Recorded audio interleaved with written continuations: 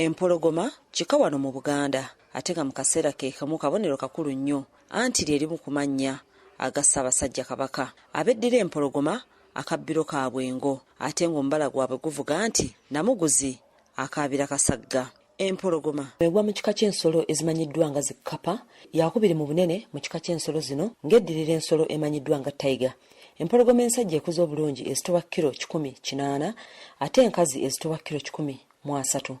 Empologoma edduka kilomita 81 mu ssaawa emu yokka wabula ng'ekoowa mangu.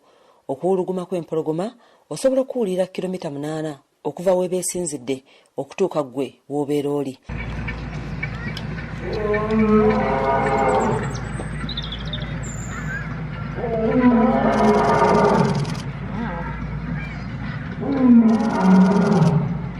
Empologoma nsolo enyumirwa nnyo okubeera awamu n'empologoma zinnaayo, wabula ng'ensajja kizibu nnyo okukkanya n'ensajja zinne waayo, era mu ggana ly'empologoma mubeeramu empologoma ensajja emu yokka.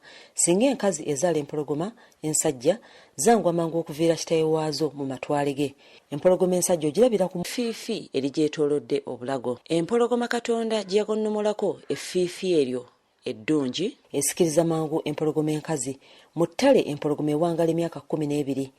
Empologoma enkazi emala n'olubuto ebbanga lya nnaku wakati wa 15 ne 10 era nga mu kuyigga empologoma enkazi temanyi nsajja anti erina okuyiggira bawampologoma banne baayo okuli abaana ne bba. Empologoma enkazi ezaala abaana wakati wa 2 n'abana.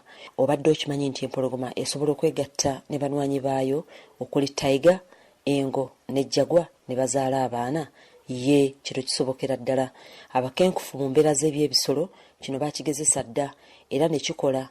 Singa empologoma ensajja yegatta ne tayiga enkazi zizaala ensolo mu lufuutifuuti emanyiddwa nga liga, ate singa tayiga ensajja yegatta n'empologoma enkazi zizaala ensolo emanyiddwa nga tigon mu lufuutifuuti.